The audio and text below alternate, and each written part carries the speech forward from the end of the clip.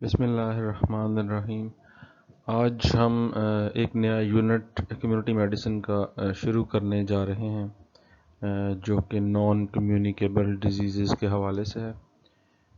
आप communicable disease आजकल पढ़ रहे हैं, डॉक्टर आफ्ताब आपको पढ़ा रहे हैं। तो आप जानते हैं कि कम्युनिकेबल डिजीज़ वो होती हैं जो एक से दूसरे को मुंतकिल हो सकती हैं। इन्फेक्शस डिजीज़ भी उनको बोलते हैं। और जो नॉन कम्युनिकेबल डिजीज़ हैं ये वो हैं जो एक से दूसरे में मुंतकिल नहीं होती हैं। सो आइए हम देखते हैं कि ये नॉन कम्युनिकेबल डिजीज़ क्या हैं और क्यों इम्पॉर्टेंट हैं।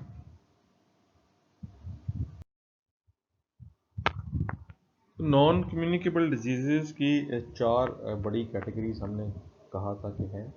इसमें कार्डियोवास्कुलर डिजीज़, जिसकी एग्जांपल्स इस्केमिक हार्ट डिजीज़ या स्ट्रोक, हाइपरटेंशन, और दूसरा हमने कहा था कैंसर्स हैं। फिर हमने कहा था जी रेस्पिरेटरी डिजीज़ हैं जो क्रॉनिक होती हैं, जैसे सीओपीडी है या क्रॉनिक एस्थमा है। और चौथा हमने कहा था डायबिटीज़ है। चार बड़ी कैटेगरीज हैं नॉन कम्युनिकेबल डिजीज़ की। ये चार बड़ी इसलिए हैं कि इनकी वजह से मोर्टेलिटी सबसे ज़्यादा है, 80% के करीब मोर्टेलिटी नॉन कम्युनिकेबल डिजीज़ की मोर्टेलिटी इन चार की वजह से है। तो इन चार के जो रिस्क फैक्टर्स हैं वो भी मिलते जुलते हैं, कॉमन से हैं। ठीक है, जो जनरली देखा जाए तो रिस्क फैक्टर्स इनके एक से हैं। तो ये जहन में रखिए कि आपने कम्युनिकेबल डिजीज़ पढ़ रहे हैं, उसमें जो एजेंट होता है या जो पॉजिटिव फैक्टर होता है वो कोई एक होता है आम तौर पे। ठीक है, फॉर एग्जांपल अगर आप मीज़ल्स है, उसका एक एजेंट है, एक उसका माइक्रो ऑर्गेनिज्म है जिस जो अगर मौजूद है तो उसकी वजह से मीज़ल्स हो जाती है, वायरस जो है। तो ऐसे ही फॉर एग्जांपल अगर हेपेटाइटिस है किसी को, तो वो हेपेटाइटिस के वायरस की वजह से है, तो उसका एक ही एक पॉजिटिव फैक्टर एजेंट है। इन नॉन कम्युनिकेबल डिजीज़ में ऐसे नहीं है, इधर मल्टीपल फैक्टर्स होते हैं, इसको आप मल्टी फैक्टोरियल कॉजेशन कहते हैं। ये मल्टीपल फैक्टर्स जो होते हैं ये कॉम्बिनेशन में आपस में बहुत से फैक्टर्स मिल के फिर जो होती है वो नॉन कम्युनिकेबल डिजीज़ का बाइस बनते हैं। और दूसरी अहम बात यह है कि ये फैक्टर्स जो आपस में मिलके कॉम्बिनेशन से जो नॉन कम्युनिकेबल डिजीज़ करते हैं वो उसका ऑनसेट सडन नहीं होता है। उसका ऑनसेट कम्युनिकेबल डिजीज़ की तरह नहीं होता कि जैसे अगर किसी में हेपेटाइटिस का वायरस आ गया है तो उसके एक इंक्यूबेशन पीरियड के गुजरने के बाद उसको हेपेटाइटिस की बीमारी हो जाएगी, या किसी में अगर मीज़ल्स का वायरस आ गया तो उसको मीज़ल्स हो जाएगा एक इंक्यूबेशन पीरियड के गुजरने के बाद, या अगर किसी में कोरोना वायरस आ गया है तो उसका इंक्यूबेशन पीरियड जो है उसके गुजरने के बाद उसको कोविड की डिजीज़ हो जाएगी। ये तो कम्युनिकेबल डिजीज़ में है, ऐसा नॉन कम्युनिकेबल डिजीज़ में नहीं होता है। इसमें ये फैक्टर्स कॉम्बिनेशन में आने के बाद भी अरसे तक, काफ़ी लंबे अरसे तक, सालों तक जो है वो डिज़ीज़ की अपेरेंट मैनिफेस्टेशन नहीं होती है। और ये जो अरसा है, लंबा अरसा है, ये भी इंतहाई वेरिएबल है। कुछ लोगों में चंद साल हैं, कुछ लोगों में डेकेड्स तक ये फैक्टर्स रहते हैं। एनीवे ये हम इंडिविजुअली जब हम इन बीमारियों को देखेंगे नॉन कम्युनिकेबल डिजीज़ को, जैसे हम हाइपरटेंशन पढ़ेंगे फिर उसके रिस्क फैक्टर्स पढ़ेंगे, तो उसमें हम देखेंगे कि ये कैसे सारा कुछ चलता है, कितना लेटेंट पीरियड होता है और ऑनसेट किस किस्म का होता है, सडन ऑनसेट होता है या इंसिडियस होता है। अभी हम देखते हैं कि वो कौन से फैक्टर्स हैं जो जो हमने कहा कि मल्टीपल फैक्टर्स हैं जो आपस में कॉम्बिनेशन उनका होता है तो उसके बाद नॉन कम्युनिकेबल डिजीज़ का वो बायस बनता है। तो वो जनरली जो चार बड़ी नॉन कम्युनिकेबल डिजीज़ हैं उनके जो रिस्क फैक्टर्स हैं उनमें सबसे ऊपर टोबैको है। तो टोबैको किसी भी फॉर्म में, वो स्मोकिंग, सिगरेट स्मोकिंग हो, वो हुक्का स्मोकिंग हो, वो च्यूएबल टोबैको हो, वो नसवार या उसके साथ इस्तेमाल किया जाने वाला तंबाकू हो, टोबैको सबसे ऊपर है। तो इसके साथ एसोसिएशन है इन सारी नॉन कम्युनिकेबल डिजीज़ की। ये कार्डियोवास्कुलर डिजीज़ का बायस भी बनता है, ये कैंसर्स का बायस भी बनता है, ये जो है आपका रेस्पिरेटरी डिजीज़ का बायस भी बनता है, और इसकी एसोसिएशन डायबिटीज़ के साथ भी। तो टोबैको सबसे टॉप पे है। तो आप इससे अंदाज़ा कर सकते हैं कि सिर्फ अगर एक तंबाकू नोशी से आप परहेज़ कर लें या आप अपनी कम्युनिटी में तंबाकू को जो है उसको डिस्करेज कर दें या उस पर पाबंदी लगा दें या उसको उसका इस्तेमाल कम से कम कर दें किसी भी तरीके से, तो आप कितनी ज़्यादा नॉन कम्युनिकेबल डिजीज़ को कम कर सकते हैं, और जिसकी वजह से जैसे हम पहले बात कर चुके हैं इकोनॉमिक इम्पैक्ट कितना हो सकता है। जब आपका disease burden non communicable disease का कम होगा, आपके हेल्थ सिस्टम पे भी बोझ कम होगा, आपका खर्च जो लोगों की हेल्थ पे हो रहा है वो भी कम होगा, लोगों का अपना खर्च जो अपनी हेल्थ पे हो रहा है वो भी कम होगा। किसी की अगर कमाई में से जो एक बड़ा पोर्शन है वो इंसुलिन खरीदने पे चला जाता है, और अगर उसको डायबिटीज़ ना होती तो वो ही पैसा जो उसके किसी और काम आ सकता है। तो एक टोबैको जो है एक बड़ा फैक्टर है, सबसे टॉप पे है। उसके बाद दूसरे नंबर पे आप देखते हैं insufficient physical activity, lack of physical activity. तो 20 से 30% तक जो इंक्रीज रिस्क होता है मोर्टेलिटी में, ऑल कॉज मोर्टेलिटी में, वो आप कह सकते हैं जी इनसफिशेंट फिजिकल एक्टिविटी की वजह से मोर्टेलिटी के बढ़ने में 20 से 30% हिस्सा एक्टिविटी, फिजिकल एक्टिविटी कम करने या ना करने से। तो दिस शोज यू कि हाउ इम्पोर्टेंट फिजिकल एक्टिविटी और एक्सरसाइज इज। तीसरे नंबर पर फिर अल्कोहल यूज़ है, जो कि कह सकते हैं कि जी कोई 4% के करीब तमाम अमवात जो होती हैं, जो डेथ्स होती हैं इन द वर्ल्ड, वो अल्कोहल को डायरेक्टली या इनडायरेक्टली जो है उसे लिंक की जा सकती हैं। फिर अनहेल्दी डाइट है, with with globalization and consumerism, our diets are changing. So, saturated fats or fit trans fats or lack of vitamins and micronutrients जो हैं वो बायस बनते हैं नॉन कम्युनिकेबल डिजीज़ के।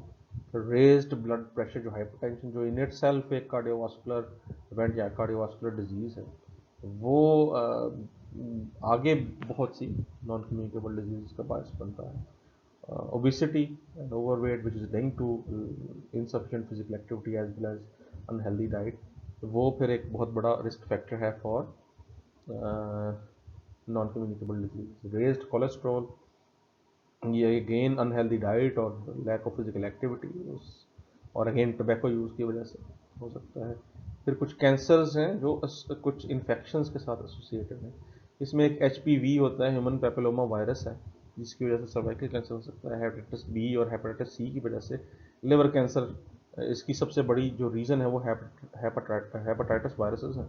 फिर H पाइलोरी जो होता है, उसकी वजह से आपका GIT के कैंसर्स वो हो सकते हैं। तो ये चंद इन्फेक्शंस हैं जो NCDs में कैंसर्स का बायस बनती है। फिर कुछ इन्वायरमेंटल रिस्क फैक्टर्स होते हैं, आपकी एयर पोल्यूशन जैसे बढ़ती है तो आपकी जो क्वालिटी ऑफ एयर जो है वो ख़राब होती है, तो उसकी वजह से नॉन कम्युनिकेबल डिजीज़ होने के चांसेस भी बढ़ जाते हैं। तो ये सारे के सारे रिस्क फैक्टर्स हैं, याद रखिए। इनमें से अकेला कोई जो है वो शाज़ो नादिर है या रेयरली ही जो है वो बायस बनता है। इसमें एक्सेप्शन ये है कि टोबैको जो है वो अकेला ही बहुत सी बीमारियों का बायस बन सकता है, लेकिन आम तौर पे ये इन कॉम्बिनेशन होते हैं। लैक ऑफ फिजिकल एक्टिविटी थी, उसकी वजह से वेट बढ़ा, उसकी वजह से ओबेसिटी हुई, उसी की वजह से कोलेस्ट्रॉल भी बढ़ा, उसी की वजह से ब्लड प्रेशर ज़्यादा होना शुरू हो गया, उसकी वजह से कार्डियोवास्कुलर डिजीज़ जो NCD है वो हो गई, उसकी वजह से इस्केमिक इवेंट हुआ, उसकी वजह से मोर्टेलिटी हो गई। तो एक कॉम्बिनेशन होता है, मल्टीफैक्टोरियल कॉजेशन होती है, सीक्वेंस ऑफ इवेंट्स होता है, तो उसकी वजह से ये सारा के सारा NCDs का साइकिल चलता है। तो ये रिस्क फैक्टर्स हैं जो जनरली अप्लाई होते हैं सारी की सारी NCDs पे। हम इंडिविजुअली भी देखेंगे हर बीमारी के जो रिस्क फैक्टर्स हैं कौन से, लेकिन ये जनरली आपको ये याद होने चाहिए कौन से रिस्क फैक्टर्स हैं नॉन कम्युनिकेबल डिजीज़ का बायस बनते हैं। नॉन कम्युनिकेबल डिजीज़ के हवाले से याद रखने की एक दो बातें हैं, वो ये हैं कि आपको मालूम है एक नेचुरल हिस्ट्री ऑफ डिजीज़ होती है, हम पढ़ चुके हैं पहले कि डिजीज़ किस तरह से स्टार्ट होती है, कब उसकी पैथोजेनेसिस की फेज शुरू होती है, क्या कुछ होता है, उसके आउटकम्स क्या होते हैं। तो ये वो जो नेचुरल हिस्ट्री ऑफ डिजीज़ है वो कम्युनिकेबल डिजीज़ में तो बड़ी अपेरेंट होती है, बड़ी वाज़ेह हो जाती है। कोई भी जब नई बीमारी भी आती है तो उसके कुछ अरसा गुजरने के बाद आपको उसकी सारी की सारी जो डिज़ीज़ की प्रोग्रेशन जैसे होनी चाहिए, जैसे होती है आमतौर पे, उसके बारे में मालूम हो जाता है। जैसे कि आजकल आप कोविड का चल रहा है, तो अभी तो फ़िलहाल क्योंकि नई बीमारी है तो इसके बारे में इतना ज़्यादा नहीं है, हर रोज़ नई तहकीक कोई आ रही है, लेकिन आप देखेंगे आज से 5 साल के बाद, आज से 10 साल के बाद आप बड़ा क्लियरली पता होएगा कि ये किस तरह से होती है, जो है कोरोना की वजह से, कोरोना वायरस की वजह से जो सार्स CoV-2 वायरस है, उसकी वजह से जो कोविड-19 होती है वो किस तरह से होती है, क्या क्या इवेंट्स होते हैं, किन लोगों में क्या होता है, किस किस्म के लोग ज़्यादा ससेप्टेबल हैं तो सीवियर डिजीज़ टू, तो किस किस्म के लोगों में माइल्ड होती है, वगैरह वगैरह। ये जो कम्युनिकेबल डिजीज़ है उसकी नेचुरल हिस्ट्री बड़ी ज़बरदस्त clearly after some time develop हो जाती है, पता चल जाती है। आप जो पुरानी बीमारियां उनमें कोई भी उठा के देख लें, फॉर एग्जांपल आप मीजल्स है या पोलियो है, तो आपको पोलियो की नेचुरल हिस्ट्री का बड़ा क्लियरली पता है। लेकिन जो नॉन कम्युनिकेबल डिजीज़ हैं इनमें ये मसला है कि इनकी नेचुरल हिस्ट्री जो है कैसे स्टार्ट हुई, कौन सा एजेंट था, कौन सा फैक्टर था, कैसे उनका कॉम्बिनेशन हुआ, क्या हालात बने, इन्वायरमेंटल फैक्टर्स क्या थे, प्री पैथोजेनेसिस फेज थी कोई या कैसे थी, पैथोजेनेसिस की फेज कब शुरू हुई, होस्ट ने कैसे रिएक्ट किया, और होस्ट के रिएक्ट करने के बाद कब उसको सिम्टम शुरू होनी है, कितना इंक्यूबेशन पीरियड है, वगैरह वगैरह। ये जो सारी चीज़ें नेचुरल हिस्ट्री में होती हैं किसी भी डिज़ीज़ की, ये नॉन कम्युनिकेबल डिजीज़ के बारे में जब हम बात करते हैं तो ये नेचुरल हिस्ट्री में बहुत से गैप्स आते हैं, आपको पता ही नहीं है बहुत सी बातों का बीच में। आपको सबसे पहले तो ये नहीं पता होता कि कौन सा एजेंट है जो कि ये डिजीज़ कॉज कर रहा है। फॉर एग्जांपल आप पोलियो के बारे में कह सकते हैं कि पोलियो वायरस है जो ये डिजीज़ कॉज करता है, पोलियोमाइलाइटिस डिजीज़। आप डायबिटीज़ के बारे में बताएं कौन सा एजेंट है, नहीं है, कोई भी सिंगल नोन एजेंट नहीं है। मल्टीपल पॉजिटिव फैक्टर्स हैं जो जो हम पहले कर चुके हैं जी। ओबिसिटी हो सकती है जी, हाई कोलेस्ट्रॉल है जी, अनहेल्दी डाइट है वगैरह वगैरह, जेनेटिक फैक्टर्स हैं वगैरह वगैरह, मल्टीपल फैक्टर्स हो सकते हैं, लेकिन कोई भी एक सिंगल नोन एजेंट नहीं होता है इन नॉन कम्युनिकेबल डिजीज। तो ये एक मसला है इन डिजीज। अगर एक सिंगल एजेंट होता, आप उसको पकड़ लेते, उसको वैक्सीन बना लेते, उसको ठीक कर लेते, उसको मार देते, तो आप ये डिजीज़ ही ना होने देते। लेकिन आपको जब एक सिंगल एजेंट ही नहीं है किसी बीमारी का, तो आप उसकी एब्सेंस जो है उसकी नॉलेज की, तो आप उसको डिजीज़ को प्रिवेंट करने में फिर मसाइल आते हैं। तो ये एक बड़ा मसला होता है कि जी there are gaps in natural history of disease when it comes to non communicable disease. तो सबसे पहला गैप क्या है? Absence of a known agent. दूसरा है जी मल्टीफैक्टोरियल कॉजेशन। एक फैक्टर नहीं है जो कॉज कर रहा है, मल्टीपल फैक्टर्स है। ओबिसिटी और क्या नाम है, लैक ऑफ फिजिकल एक्सरसाइज और अनहेल्दी डाइट और रेज्ड कोलेस्ट्रॉल और बहुत सी चीज़ें, ठीक है, और जेनेटिक फैक्टर्स, ये सारे के सारे फैक्टर्स मिलके डायबिटीज़ कर रहे हैं। कैंसर है जी, स्मोकिंग है, जेनेटिक फैक्टर्स हैं, इन्वायरमेंटल फैक्टर्स हैं, रेडिएशन को एक्सपोजर है, ठीक है, और एथनिसिटी है, सारा कुछ, ये सारे की सारी मिलके कैंसर का बायस बनी, फैमिली हिस्ट्री है, ठीक है। तो ये मल्टी फैक्टोरियल कॉजेशन है। तो ये एक मसला है when it comes to non communicable disease. तो ये दूसरा गैप है नेचुरल हिस्ट्री कि आपका कोई सिंगल फैक्टर नहीं है। फिर तीसरा जी लॉन्ग लेटेंट पीरियड है। फैक्टर्स का जो एक्सपोजर हुआ है वो बेशक बचपन में ही हो गया, बट जो डिजीज़ का ऑनसेट है या डिजीज़ की जो मैनिफेस्टेशन है वो उसको स्टार्ट होने में बड़ा लंबा अरसा है after the exposure to the causative factors या जो factors responsible for the causation of disease हैं। अगर फ़र्ज़ किया कि मोटापा एक फैक्टर है जो बायस बनता है, ओबिसिटी एक फैक्टर है जो बायस बनता है डायबिटीज़ का, तो ओबिसिटी शायद चाइल्डहुड से प्रेजेंट हो, लेकिन उसके बाद डायबिटीज़ के ऑनसेट में लंबा अरसा, 2 डेकेड्स, 3 डेकेड्स, 30 साल, 20 साल, ठीक, लंबा एक लेटेंट पीरियड है। कैंसर है जी, एक्सपोजर हो गया रेडिएशन को, ठीक है, लेकिन उसके बाद कैंसर स्टार्ट हुआ है उसको 10 साल बाद या 15 साल बाद, एक लंबा लेटेंट पीरियड है after exposure to positive factors जो मल्टीपल हो सकते हैं या होते हैं यूजुअली, और उसके बाद डिजीज़ के ऑनसेट में लंबा एक लेटेंट पीरियड है। ये एक बड़ा मसला है। और ये जो लेटेंट पीरियड है ये बेशक लॉन्ग है, ये इसमें वेरिएशन बहुत है, इंडिविजुअल टू इंडिविजुअल इतनी वेरिएशन है। दो बंदे हैं जो एक्सपोज हुए हैं रेडिएशन को, एक बंदे में 10 साल बाद कैंसर स्टार्ट हो गया, एक बंदे में 25 साल बाद हुआ है, तीसरे में हुआ ही नहीं है। तो इसमें फिर जो लेटेंट पीरियड है जो कि लॉन्ग लेटेंट पीरियड है उसमें आगे फिर वेरिएशन है। तो ये एक तीसरा किस्म का गैप है नेचुरल हिस्ट्री ऑफ डिजीज। चौथा है जी इनडेफिनेट ऑनसेट होता है। यू नो कि अगर किसी को पोलियो हुआ है तो उसको फीवर है, ठीक है, इंक्यूबेशन उसको उसके अंदर वायरस गया, एजेंट गया, नॉन एजेंट, उसका इंक्यूबेशन पीरियड था वो पूरा हुआ, उसके बाद उसको फीवर स्टार्ट हो गया, फीवर के बाद जो भी उसका तो पैरालिसिस और फ्लासिक पैरालिसिस होना था वो हो गया, या नहीं होना था तो ना हुआ, बट एक definite onset of the disease आपको पता है कि फ्लू है, exposure to the flu virus हुआ है, उसके बाद आपको पता है उसकी रनी नोज हो जाएगी, कंजेस्टेड उसकी नेजल कंजेस्शन हो जाएगी, और जी सोर थ्रोट हो गया, और फीवर हो गया। तो एक डेफिनेट ऑनसेट ऑफ डिजीज है, आपको पता चल गया कि डिजीज स्टार्ट हो गई है। In case of non communicable disease आपको पता ही नहीं होता कि ये डिजीज़ स्टार्ट हो गई है या वैसे ही, ये मुझे थकन जो है ये वैसे ही है या मैं डायबिटिक हो गया हूँ, ये जो पोलीडिप्सिया या पोलीयूरिया है ये एवं ही है, आजकल ज़्यादा पानी पीने की वजह से है पोलीयूरिया है, या कोई डायबिटीज स्टार्ट हो गई, वो इनडेफिनेट ऑनसेट, आहिस्ता आहिस्ता जब तक आपको पूरी तरह से पता चलता है कि वही कि ये जो डिजीज़ है ये डेफिनेटली स्टार्ट हो चुकी है, तब तक आप एडवांस स्टेज पे होते हैं डिजीज़ के। जब तक आप उसको कंफर्म करते हैं बाई बायोलॉजिकल मार्कर्स, तो तब तक एडवांस स्टेज पे हो सकता है। तो ये चौथा गैप है in the natural history of disease when it comes to non communicable disease.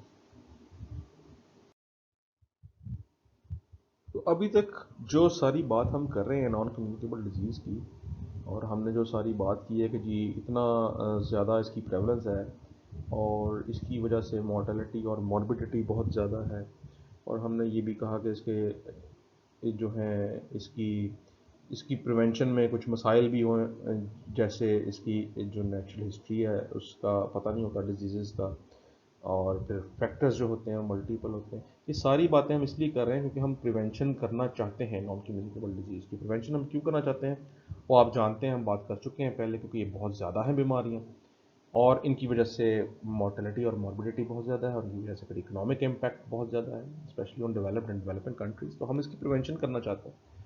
इसकी प्रिवेंशन कर लेंगे तो हम बहुत से मसाइल को हम रोक सकेंगे।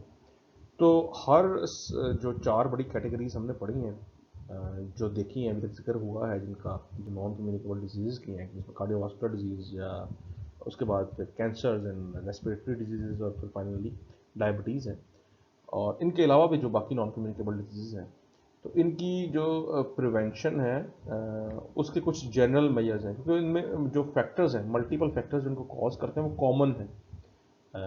बहुत से जो फैक्टर्स हैं, मेजॉरिटी ऑफ फैक्टर्स वो कॉमन है सारी डिजीज़ में, चंद एक के सिवा जिनमें फ़र्क होता है। तो आप इनकी प्रिवेंशन भी जनरली एक बात कर सकते हैं कि इनकी प्रिवेंशन कैसे होनी चाहिए। अगर आप उन मल्टीपल फैक्टर्स पर फोकस कर लें तो आप इनकी प्रिवेंशन कर सकते हैं। वैसे हम इंडिविजुअली हर बीमारी को देखेंगे और उसकी प्रिवेंशन के बारे में बात करेंगे, और उसकी प्रिवेंशन के हवाले से जो जो स्ट्रेटजीज़ और जो जो मेजर्स होने चाहिए उनको हम इंडिविजुअली भी बात करेंगे। लेकिन अभी हम देखते हैं कि जनरली आप क्या कर सकते हैं टू प्रिवेंट दीज डिजीजेज। तो लेट्स स्टार्ट विद के आप किस लेवल की प्रिवेंशन चाह रहे हैं। पहले सिर्फ टर्शरी प्रिवेंशन आप पढ़ चुके हैं, levels of prevention, primary, secondary और टर्शरी। अच्छा, पहले सिर्फ टर्शरी प्रिवेंशन की बात होती थी नॉन कम्युनिकेबल डिजीज़ के हवाले से, जब इसके इम्पेक्ट का इतना पता नहीं था, इसके डिजीज़ बर्डन का इतना पता नहीं था, और इसके प्रिवेंटिव मेजर्स या इसकी प्रिवेंटिव स्ट्रेटजीज़ पे इतना काम नहीं हुआ था, तो सिर्फ आप टर्शरी प्रिवेंशन की बात करते थे। आप सिर्फ डिसेबिलिटी लिमिटेशन और रिहेबिलिटेशन की बात करते थे। किसी को डायबिटीज़ है तो उस डायबिटीज़ की वजह से जो भी डिसेबिलिटी उसकी ज़िंदगी में आ रही है उसको आप लिमिट करें, कम से कम रखें, ज़्यादा ना हो वो डिसेबिलिटी, और उसको रिहेबिलिटेट करें towards as much as possible towards normal life. आप पढ़ चुके हैं ये डिसेबिलिटी क्या होती है और रिहेबिलिटेशन क्या होती है हेल्थ एंड डिजीज़ में।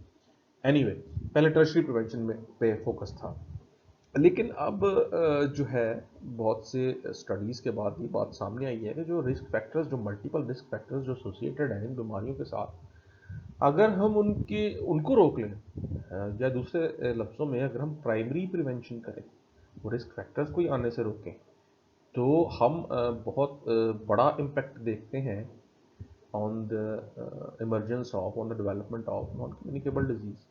अगर आप उन फैक्टर्स को रोक लें तो वो ये बीमारियां होने के चांसेस बहुत कम हो जाते हैं। इसलिए primary prevention of non communicable disease पे बहुत फोकस है। तो इस सिलसिले में आप क्या कर सकते हैं, आप ये कर सकते हैं कि आप वो जो रिस्क फैक्टर्स हैं, जैसे जैसे आइडेंटिफाई होते जाते हैं जी कि ये फैक्टर भी एसोसिएटेड है इस डिजीज़ के साथ, दूसरा भी है, फलां भी है, स्मोकिंग भी एसोसिएटेड है, और अनहेल्दी डाइट भी है, और हाई कोलेस्ट्रॉल लेवल भी है, और सिंड्रोम एक्स भी है, और फलां फलां हर चीज़ जो है ये एसोसिएटेड है with this particular disease, non communicable disease. जब आप जैसे जैसे नए नए फैक्टर्स आप आइडेंटिफाई करते जाते हैं, आप उनको रोकते जाएं, उनको प्रिवेंट करते जाएं, प्राइमरीली आप प्रिवेंट करें, प्राइमरी प्रिवेंशन करें, आप उन फैक्टर्स को आने ना दें कम्युनिटी में या इंडिविजुअल्स की लाइफ में, तो आप development of non communicable disease उसको रोक सकते हैं। अच्छा जी, कुछ इसमें इंटरवेंशन जो हैं वो आसान है, जो रिस्क फैक्टर्स के बारे में हम बात करते हैं तो उन रिस्क फैक्टर्स के हवाले से जो प्राइमरी प्रिवेंशन हमने करनी है उनमें कुछ चीज़ें आसान हैं, कुछ चीज़ें करनी मुश्किल हैं, उनको वक्त लगता है। कुछ आप इमीडिएटली कर सकते हैं, आज ही से आप अपने मुल्क में कुछ ना कुछ कानून साजी करने के बाद कुछ ऐसी स्ट्रेटजीज अपना सकते हैं जिसकी बायस आप प्रिवेंशन, प्राइमरी प्रिवेंशन जो है नॉन कम्युनिकेबल डिजीज़ की, वो कर सकते हैं। लेकिन कुछ जो है वो लॉन्ग टर्म है, वो आहिस्ता आहिस्ता होते हैं। तो हम देखते हैं कि वो कौन से मेजर्स हैं जो इनकी प्रिवेंशन, जनरली जो वो कौन से मेजर्स हैं जो इनकी प्रिवेंशन के लिए किए जा सकते हैं। बाद में हम इंडिविजुअल भी हर डिजीज़ का देखेंगे प्रिवेंटिव मेजर्स क्या हो सकते हैं। तो फर्स्ट ऑफ ऑल तो हमने देखा था जो रिस्क फैक्टर्स हैं उसमें टोबैको टॉप पे है। वो टोबैको किसी भी फॉर्म में हो, वो स्मोक किया जाता हो या च्यू किया जाता हो, और सिगरेट स्मोकिंग हो या हुक्का स्मोकिंग हो या शीशा स्मोकिंग हो, तो आप टोबैको का यूज़ कम से कम करके, उसको डिस्करेज करके, उस पर पाबंदी लगा के, आप ज़बरदस्ती रोक के, बैन करके, आप टोबैको यूज़ को कम करने से नॉन कम्युनिकेबल डिजीज़ को प्रिवेंट कर सकते हैं। ये कैसे हो सकता है कम? आप जी बैन कर दें, पब्लिक प्लेसेस में स्मोकिंग नहीं हो सकती, डिस्करेज कर दें। आप जो पैकेट होते हैं सिगरेट्स के या टोबैको के, जिस भी फॉर्म में आता है, उनके ऊपर क्लियर वार्निंग लिखी हो कि ये बीमारियों का बायस बनता है, ये एक तरीका हो सकता है। तो आप एडवर्टाइजिंग को बैन कर देंगे, कोई भी इश्तिहार नहीं चलेगा जिसको कोई भी एडवर्टाइज नहीं कर सकेगा, ना वो टीवी पे, ना रेडियो पे, ना अखबार में, ना क्रिकेट के मैच में, वगैरह वगैरह। आप इसको बैन कर दें, आप टैक्स बढ़ा दें टोबैको पे, आप महंगा इतना कर दें कि लोगों को इस्तेमाल करना मुमकिन ना हो, आप एज रिस्ट्रिक्शंस लगा दें कि जी एडोलेसेंट्स को आप नहीं बेच सकते, सिर्फ अडल्ट को बेचेंगे। तो ये कुछ मेजर्स हैं। आप हेल्थ एजुकेशन और हेल्थ प्रमोशन पढ़ चुके हैं, ये उसी में आते हैं, हेल्थ प्रमोशन और हेल्थ एजुकेशन। तो ये एक मेजर्स हैं, और ये इनमें से बहुत से मेजर्स लिए भी जा चुके हैं। आपको मालूम होगा कि हमारे यहाँ एडवर्टाइजिंग पे पाबंदी है पाकिस्तान, बल्कि सारी दुनिया में अब तो हो गई है, क्योंकि ये अब जब आप स्मोकिंग के बारे में हम पढ़ेंगे तो आप उसमें देखेंगे कि एक पॉलिसी डॉक्यूमेंट था जो कि सारी दुनिया में यके बाद दीगरे मुख्तलिफ ममालिक ने लागू किया है, उसके हवाले से फिर पॉलिसीज़ अपनाई गई हैं। उससे एक ये कि आपने क्या किया है कि एडवर्टाइजिंग पे पाबंदी लगा दी। आपको इश्तिहार आपको टीवी पे या अखबार में नज़र नहीं आएगा सिगरेट। ऐसे ही आपने पहले आपने देखा हो क्रिकेट मैचेस में सिगरेट मैन्युफैक्चरिंग कंपनीज जो हैं वो स्पॉन्सर किया करती थी। आपने पुराने, अगर किसी ने क्रिकेट मैचेस देखे हुए हैं, वो इतना पुराना है आप में, तो उसको मालूम होगा विल्स के क्रिकेट टूर्नामेंट हुआ करते, तो विल्स एक ब्रांड थी सिगरेट की। ऐसे ही वो फार्मूला वन रेसिंग में मालब्रो के हुआ करते थे, तो अब नहीं होते हैं, वो एडवर्टाइजिंग पे बैन है। ऐसे ही तमाम स्पोर्ट्स में बैन कर दिया गया है उसकी एडवर्टाइजिंग को या प्रमोशन को या स्पॉन्सरशिप को।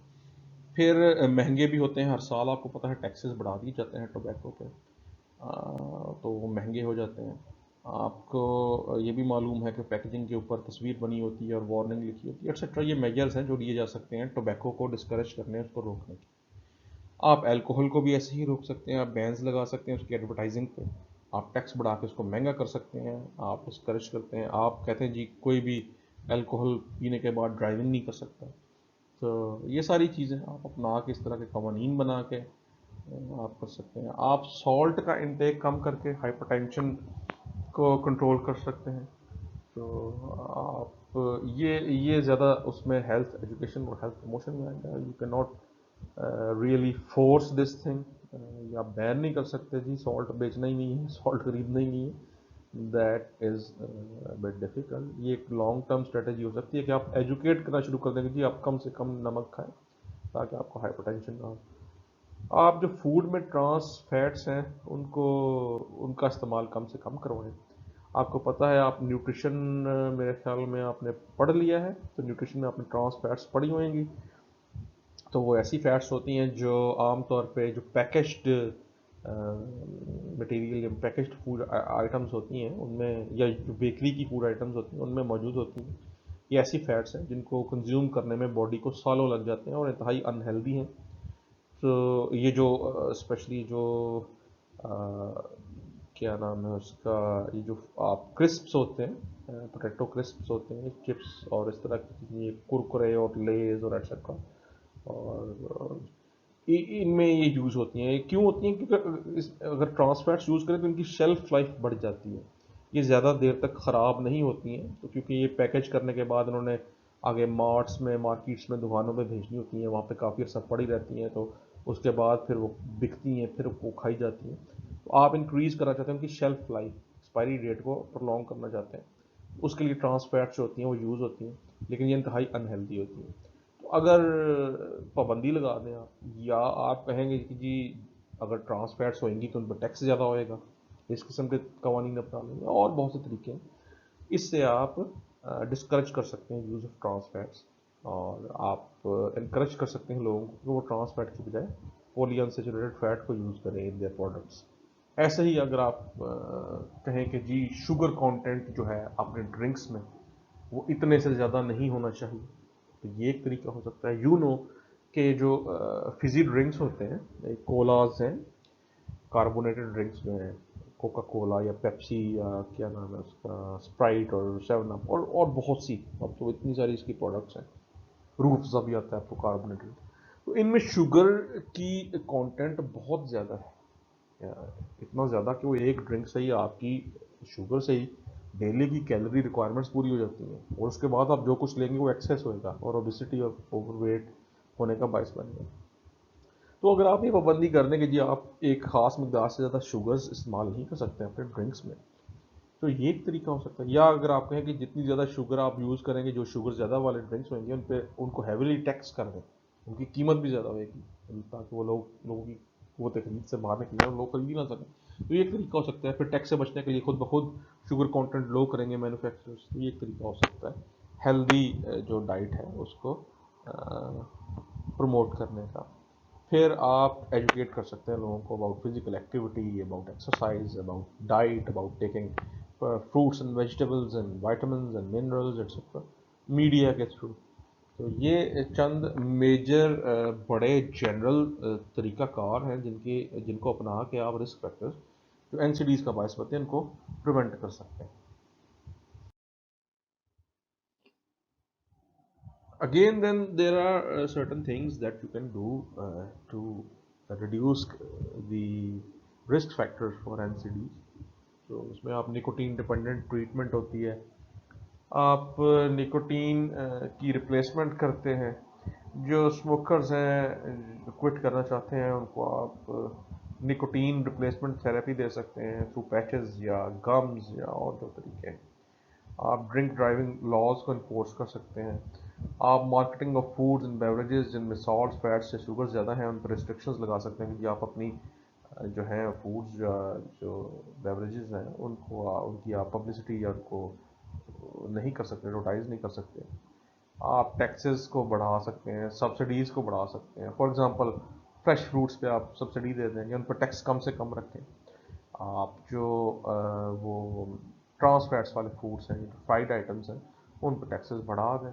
आप रेस्टोरेंट्स जो ऐसे फूड सर्व करते हैं उन पर टैक्स की शरह ज़्यादा कर दें। ये एक तरीका हो सकता है। आप स्कूल्स में पाबंदी लगा सकते हैं जी कि there will be no selling of fizzy drinks या ये जो क्रिस्प्स हैं, ठीक है, तो ये एक तरीका हो सकता है। आप हेल्थ केयर में न्यूट्रिशन के बारे में इंफॉर्मेशन और काउंसलिंग जो है उसको अवेलेबल करें, तो सिर्फ और सिर्फ दवाइयाँ देना और वही ना हो, आप बाकी उनको हेल्दी लाइफस्टाइल के बारे में भी बताएं। आप नेशनल फिजिकल एक्टिविटी गाइडलाइंस बना सकते हैं, स्कूल बेस्ड हो सकती है या वर्क बेस्ड हो सकती है। तो ये तरीके अपना के आप प्रिवेंशन कर सकते हैं प्राइमरी लेवल पे, जो प्राइमरी प्रिवेंशन है एनसीडीज। हमने जिक्र किया था रिस्क फैक्टर्स में कि कुछ कैंसर्स ऐसे हैं जिनकी एसोसिएशन है विद सम इन्फेक्शंस। तो अगर हम उन इन्फेक्शंस जो कि बायस बनती हैं चंद कैंसर्स का, उन इन्फेक्शंस की हम वैक्सीनेशन कर दें और वो इन्फेक्शंस होने ही ना दें, तो हम वो कैंसर्स को भी प्रिवेंट कर सकते हैं। तो इसमें हेपेटाइटिस बी की वैक्सीन जो है वो अगर आप मैस लेवल पे अपनी कम्युनिटी में, अपनी आबादी में लगाना शुरू कर दें, जैसा कि हमारे यहाँ लगाई भी जाती है, अब ईपीआई में शामिल है, तो आप हेपेटाइटिस बी को प्रिवेंट कर लेंगे। और आपको मालूम है कि हेपेटाइटिस बी जो है एक बड़ी कॉज है लिवर कैंसर की, उसको प्रिवेंट करने से आप लिवर कैंसर को भी प्रिवेंट कर रहे हैं। फिर आप ह्यूमन पेपिलोमा वायरस जो है उसकी वैक्सीन है, वो अवेलेबल है, ईपीआई में तो नहीं होती है लेकिन वैसे अवेलेबल है, तो ये आप दे सकते हैं। तो सर्वाइकल कैंसर जो एक बड़ा जो एक कॉमन कैंसर है अमंग वेमेन, उसको आप प्रिवेंट कर सकते हैं। सिमिलरली आप कुछ एनवायरमेंटल फैक्टर्स हैं जो कैंसर का बायस बनते हैं, अगर आप उनको उनके अगेंस्ट प्रोटेक्शन दें, उनको कम कर दें, उनको रिमूव कर दें, तो आप कैंसर को प्रिवेंट कर सकते हैं। जैसे कि कुछ ऑक्यूपेशंस हैं जहाँ पे एस्बेस्टॉस यूज़ होता है, एफ्लोटॉक्सिन यूज़ होती है, तो आप उनके अगेंस्ट जो है प्रोटेक्शन दे के आप कैंसर को रोक सकते हैं। यहाँ पे एक साइड नोट पे बात है कि ये जो टैल्कम पाउडर होता है, इस टैल्कम पाउडर में एस्बेस्टॉस की कुछ अमाउंट शामिल होती है, तो ये कैंसर का बायस बनता है। और बहुत सी जगहों पे ऐसा टैल्कम पाउडर जिसमें एस्बेस्टॉस जो था वो उसके ट्रेसेस थे, तो वहाँ पे उस टैल्कम पाउडर को पाबंदी भी लगाई गई थी। आपको मालूम होगा, आप लोगों ने पढ़ा होगा कि वो ये जॉनसन्स का टैल्कम पाउडर है जो बच्चों के लिए स्पेशली होता है। तो ये बहुत से मगरबी ममालिक में इस पर पाबंदी है और लॉ सूट्स भी हुए, लिटिगेशन हुई। तो इन ये जॉनसन्स वाले जो जॉनसन एंड जॉनसन जो कंपनी है, उन्होंने बहुत से ऐसे लोग जिनको कैंसर हो गया था और उन्होंने कहा जी हमें इस टैल्कम पाउडर की वजह से हुआ है, सो उनको फिर पैसे देने पड़े उन लोगों को जो जिन्होंने उनको सूट किया था। फिर उस पर पाबंदी भी लगा दी गई। हमारे यहाँ तो खैर इस किस्म की ना तो कोई तहकीक है, ना कोई इदारा है, और ना ही पाबंदी शबंदी लगती है, लेकिन ये कि ये हो सकता है, आप इसको कम करके आप कैंसर्स का बायस बनने वाली चीज़ों को रोक सकते हैं, प्रिवेंट कर सकते हैं। फिर ये जो प्रिवेंटिव मेजर्स की हमने बात की, इनमें से बहुत से तो ऐसे हैं जो मैस लेवल पे, सेंट्रल लेवल पे जो गवर्नमेंट है उसने करने हैं, और इसमें कुछ एजुकेशन के हवाले से हैं, कुछ हेल्थ प्रमोशन के हवाले से हैं, कुछ लेजिस्लेशन के हवाले से हैं कि कानून साजी की जाए कि आपने फॉर एग्ज़ाम्पल जी के पब्लिक प्लेसेस पे स्मोकिंग की पाबंदी है तो कानून साजी करनी पड़ेगी। ऐसे ही अगर आप रोकना चाह रहे हैं the sale of fizzy drinks या sale of sugar containing drinks in schools, तो आपको लेजिस्लेशन करनी पड़ेगी। आप असेंबली में बैठ के कानून बनाएंगे और जिसके तहत आप बैन करेंगे ऐसी चीज़ों को।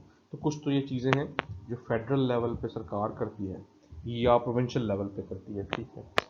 तो कुछ चीज़ें ऐसी हैं जो हेल्थ एजुकेशन से ज़्यादा ताल्लुक़ रखती हैं। आपने बताना है लोगों को जी हेल्दी डाइट खाएं, आपने बताना है जी एक्टिविटी, फिजिकल एक्टिविटी करें, आपने बताना है जी फ़लाँ चीज़ अवॉइड करें और ये चीज़ करें, वगैरह वगैरह। तो ये जो चीज़ें जो एजुकेशन, हेल्थ एजुकेशन के हेल्थ प्रमोशन से ताल्लुक़ रखती हैं, ये लोगों को देने का तरीका, आप हेल्थ एजुकेशन में पढ़ चुके हैं।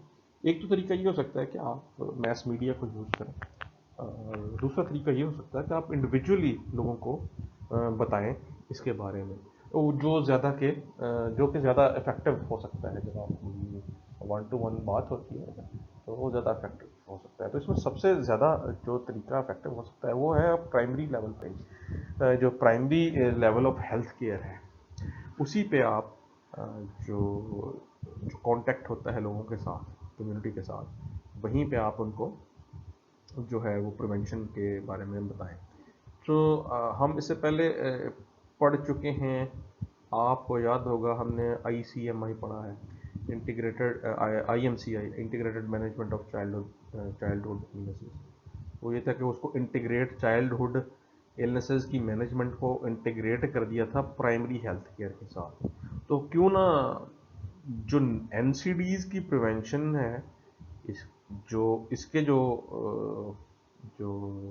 स्टेप्स हैं, ये जो मैन्यूवर्स हैं, इनको भी इंटीग्रेट कर दिया जाए प्राइमरी हेल्थ केयर के साथ। तो ये एक कॉन्सेप्ट है, अभी तक ये इसको अप्लाई तो नहीं किया है, लेकिन ये किया जा सकता है और बड़ा इफेक्टिव हो सकता है कि जी जो प्रिवेंशन NCDs की है, इसके बारे में जो कुछ भी आपने करना है, जो भी आप स्क्रीनिंग करना चाहते हैं, फॉर एग्जांपल आप बाहर आने वाला बंदा जो प्राइमरी हेल्थ केयर पे है, उसको आप वज़न देख लें और BMI देख लें, BMI से आपको पता चल जाएगा कि वो ओबेसिटी या ओवरवेट की तरफ है तो नहीं। तो स्क्रीनिंग कर रहे हैं आप एक रिस्क फैक्टर के लिए, इसको इंटीग्रेट कर दें अगर हम प्राइमरी हेल्थ केयर के साथ ही, तो ये एक तरीका हो सकता है, एक अच्छी अप्रोच हो सकती है प्रिवेंशन के लिए नॉन कम्युनिकेबल डिजीज़ की। तो एक इंटीग्रेटेड अप्रोच इसको बोलते हैं, जिसमें कि आप you want to develop an overall integrated programme for the prevention and control of NCDs as part of primary health care systems, simultaneously attacking several risk factors known to be implicated in the development of non-communicable disease। आप tobacco के पीछे भी पड़ जाएं, आप obesity के पीछे,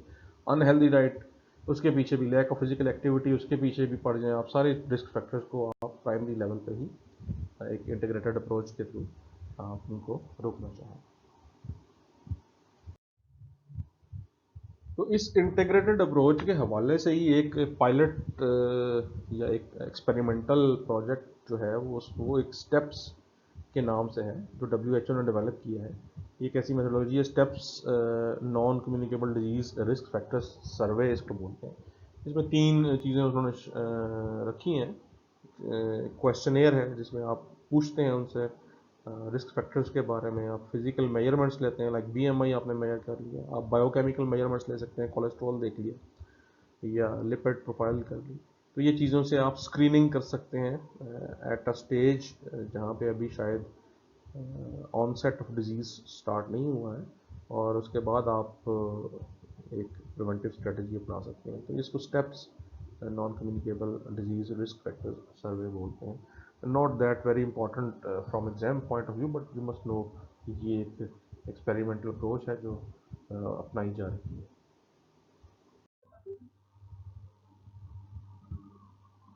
अच्छा, हमने अर्लियर बात की थी कि WHO ने वार्न किया है डेवलपिंग और नॉन डेवलप्ड कंट्रीज़ को about the slowly progressing epidemic of non communicable disease. तो इस हवाले से एक ग्लोबल एक्शन प्लान भी अनाउंस किया गया है 2013 में, जो कि फोकस करता है on the prevention and control of NCDs. तो ये एक्शन प्लान है जो वॉलंटरी है, by the way, it is not imposed on all the communities and countries। तो ये वॉलंटरी एक्शन प्लान, इसके कुछ गोल्स हैं, इसमें उन्होंने एक्शन प्लान उसमें गोल्स बना दिए हैं कि ये आप अचीव करें 2020 तक। तो उसको ग्लोबल एक्शन प्लान बोलते हैं। इसमें रिस्क फैक्टर्स को टारगेट किया गया है, 4 बड़े रिस्क फैक्टर्स को टारगेट किया गया है, जिसमें टोबैको यूज़, अनहेल्दी डाइट और फिजिकल इनएक्टिविटी और harmful use of tobacco, sorry harmful use of alcohol है। तो ये 4 रिस्क फैक्टर्स हैं, इनको टारगेट किया गया है। तो ये एक ग्लोबल एक्शन प्लान था।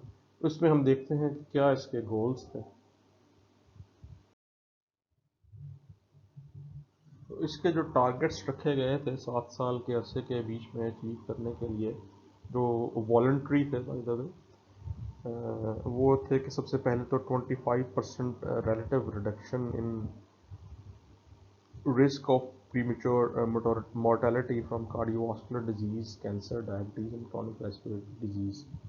ये आप करें इन 7 सालों में या 2020 तक। ये एक्शन प्लान का हिस्सा था कि जी 25% आप कमी ले आए उस रिस्क में, डेथ के, मोर्टेलिटी के रिस्क में। फिर 10% relative reduction in the harmful use of alcohol था, as appropriate within national context. Course हर जगह पे ये अल्कोहल यूज़ या अल्कोहल कंजम्पशन वैसी नहीं है जैसी कि दूसरी जगह पे है। तो ये हर जगह के हवाले से था कि 10% आप रिलेटिव रिडक्शन कर रहे हैं। फिर 10% relative reduction in prevalence of insufficient physical activity. ये कहा था कि जो फिजिकल एक्टिविटी की कमी है उसमें 10% कमी लाएं।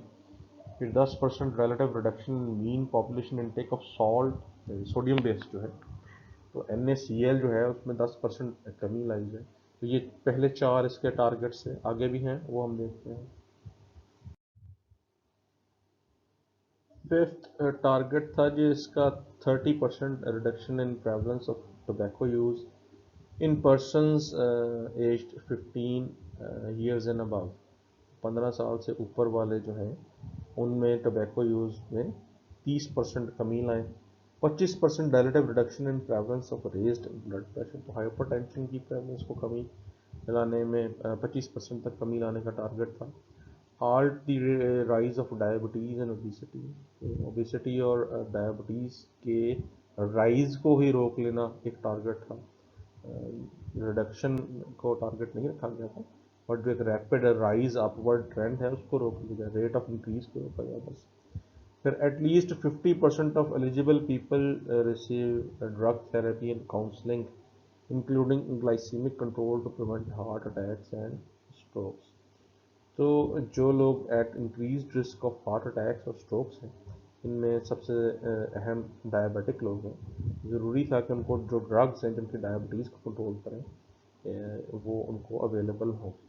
अच्छा, 80% availability of the affordable basic technology and essential medicine including generics required to treat major NCDs in both public and private facilities. तो ये था कि जी जो भी टेक्नोलॉजी या अद्वियात हैं जो कि एनसीडीज़ को ट्रीट करने के लिए ज़रूरी है, पब्लिक और प्राइवेट फैसिलिटीज़ में उनकी अवेलेबिलिटी एटलीस्ट 80% तक होनी चाहिए। फॉर एग्ज़ाम्पल अगर हाइपरटेंशन की ड्रग्स हैं वो अवेलेबल हो, अगर कैंसर की कोई ट्रीटमेंट है, रेडियोथेरेपी है, वो अवेलेबल हो at most of the places, उसके लिए दूर दराज जगहों पर ना जाना चाहे। तो ये एक टारगेट था। ये था जी global action plan for prevention and control of NCDs जो WHO का था 2013 से 2020 तक, इसके ये टारगेट्स थे। और ये एक जनरल जो 2 लेक्चर्स हमने ये किए हैं, 2 सेशंस, जिसमें हमने नॉन कम्युनिकेबल डिजीज़ के बारे में ये जाना है कि ये इनका मसला क्या है, क्यों हम इनको पढ़ना चाह रहे हैं, क्यों इन पे फोकस करना चाह रहे हैं। तो उसमें हमने देखा है जी ये बहुत ज़्यादा है, इनकी वजह से मॉर्बिडिटी और मोर्टेलिटी बहुत ज़्यादा है। और हमारे जैसे ममालिक जो गरीब है या तरक्की पजीर है, वहाँ पे और भी ज़्यादा है। फिर हमने ये देखा है कि इसकी वजह से इकोनॉमिक इम्पैक्ट बहुत है। और हमने ये देखा है कि इसकी जो रिस्क फैक्टर्स हैं वो कौन कौन से हो सकते हैं। जो हमने ये देखा है कि 4 बड़ी नॉन कम्युनिकेबल डिजीज़ कौन सी हैं और उसके रिस्क, उनके रिस्क फैक्टर्स क्या हैं। हमने ये देखा है जी कि क्या जो मसाइल हो सकते हैं इनको प्रिवेंट करने में जो पेश आ सकते हैं। हमने सबसे पहले हमने देखा कि जो गैप्स इन नेचुरल हिस्ट्री है डिजीज़ की, वो है, तो 4 बड़े गैप्स थे, उनके बारे में बात की है। फिर हमने ये देखा है कि इनकी प्रिवेंशन कैसे हो सकती है। हमने उसमें ये बात की कि ये टर्शरी प्रिवेंशन तो है ही, इसमें आप डिसेबिलिटी लिमिटेशन और रिहेबिलिटेशन करते हैं, लेकिन असल इसकी प्रिवेंशन होगी जब हम प्राइमरी प्रिवेंशन करेंगे, क्योंकि अब हमें मालूम हो रहा है कि इनके पॉजिटिव या इनके जो रिस्क फैक्टर्स हैं वो कौन कौन से हैं। तो उन रिस्क फैक्टर्स पे फोकस करके हम इनकी प्रिवेंशन कर सकते हैं। फिर हमने ये देखा कि इनकी प्रिवेंशन के लिए जनरल कौन से मेजर्स दिए जा सकते हैं, उनके बारे में बात की हमने। हमने ये भी देखा कि वो कौन कौन से रिस्क फैक्टर्स हैं जो एसोसिएटेड हैं जनरली। अच्छा, फिर हमने ये बात की कि ग्लोबल लेवल पे इसके बारे में क्या काम हो रहा है। तो इसमें एक तो हमने WHO की ग्लोबल एक्शन प्लान के बारे में बात की। फिर हमने ये भी कहा कि जो प्रिवेंटिव मेजर्स हैं उनको आप प्राइमरी हेल्थ केयर के लेवल पे इंटीग्रेट भी कर सकते हैं, वो इंटीग्रेटेड अप्रोच की बात की। तो एक जनरल सा आइडिया हमने नॉन कम्युनिकेबल डिजीज़ के बारे में लिया है। अब हम अगले सेशंस में इंडिविजुअली जो मोटी मोटी अहम नॉन कम्युनिकेबल बीमारियां हैं, डिजीज़ हैं, उनको हम डिस्कस करेंगे। तो अगले सेशन में हम हाइपरटेंशन मोस्ट प्रोबेबली उसको देखेंगे, उसकी प्रॉब्लम स्टेटमेंट देखेंगे कि जी मसला क्या है, क्यों हाइपरटेंशन को हम देखना चाह रहे हैं, एपिडेमियोलॉजी देखेंगे, और साथ के साथ रिस्क फैक्टर्स उसके साथ एसोसिएटेड हैं, कुछ खास बातें हैं, रूल ऑफ हार्व्स होता है। अच्छा, और हम ये देखेंगे कि उनको उसको प्रिवेंट कैसे, क्या स्ट्रेटजीज़ अपना के हम प्रिवेंट कर सकते हैं हाइपरटेंशन की प्रेवलेंस को राइज करने से, और इनफैक्ट हम रिड्यूस कर सकते हैं उसकी प्रेवलेंस को। ये सारी बातें हम अगले सेशन में करेंगे। तो for thank you very much जी, हैव अ नाइस डे।